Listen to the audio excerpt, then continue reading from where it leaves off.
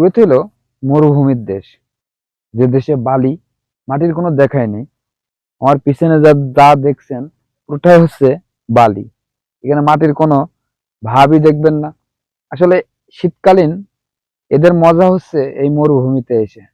যখন এই মরুভূমিতে আসবে তখন তারা খুবই মজা উপভোগ করে, সেটা শীতকালের জন্য। এই যে এটা হচ্ছে মালিকের মাজরা বলে, যেখানে কিছু সময় ছুটি কাটাতে আসে।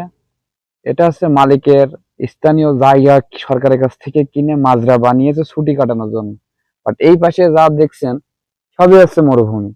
আসলে শীতকালে যে মরুভূমিতে কি জন্য আসে অনেকেরই প্রশ্ন থাকে। বাট এখানে কোনো কাজ থাকে না, শুধু ছুটি কাটাতে বা একটু মজা করতে। যেমন আমরা পার্কে যাই, অনেক জায়গায় ঘুরতে যাই আমাদের দেশে, সাগরে যাই, পাহাড়ে যাই, কিন্তু এদেশে শীতকালে শুধু মরুভূমি। দেখেন এই যে আশেপাশে দেখছেন না ছোট ছোট ঘর, শুধু এই 3 মাস থেকে 3.5 মাস শীতকালের সময় রাখবে, বাকি সময় টোটালি বন্ধ করে দিবে। তা ভিতরে দেখেন আসলে কত সুন্দর করেছে। গেটটা যখন অমাইক, ভিতরে না জানি কি করেছে। লক্ষ লক্ষ দিনার খরচ করা, মানে বাংলাদেশের লক্ষ লক্ষ টাকা। এখানে কত হাজার দিনার যে গেছে তার কোনো হিসাবই নাই, হিসাবে মেলাতে পারবেন না।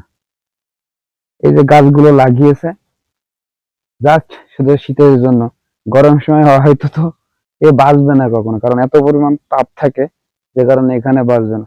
এই যে এটা দেওয়ানি, এখানে বসে আড্ডা দেয়। এই পাশে রান্নাঘর, পাকঘর যেটা বলেন সেটা। ওই পাশে ঘর খেমা বিন্দেছে, আর ওই পাশে মহিলাদের।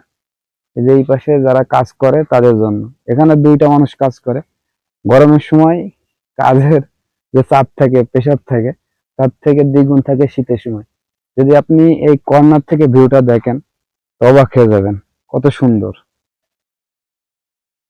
আপনাদের জন্য একটু উপর থেকে দেখাই, দেখেন কত এরিয়া নিয়ে করে রেখেছে এরা সুন্দরভাবে।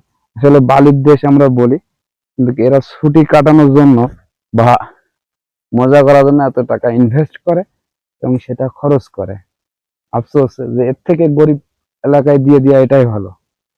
আর এই যে গাছগুলো লাগিয়েছে না, এই গাছগুলো কোনো ফলন বা কোনো কিছু হবে না, জাস্ট শুধু সৌন্দর্য বাড়ানোর জন্য। বাংলাদেশে তাল গাছের মতন, কিন্তু আসলে এটা তাল গাছ না।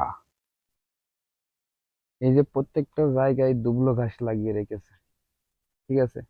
দুবলো ঘাস ছাড়াই দেশে বাঁচবে না কখনোই। আপনি বলতে পারেন যে আপনি ঘুরে ঘুরে কি পিছন সাইডে দেখাচ্ছেন, আসলে না।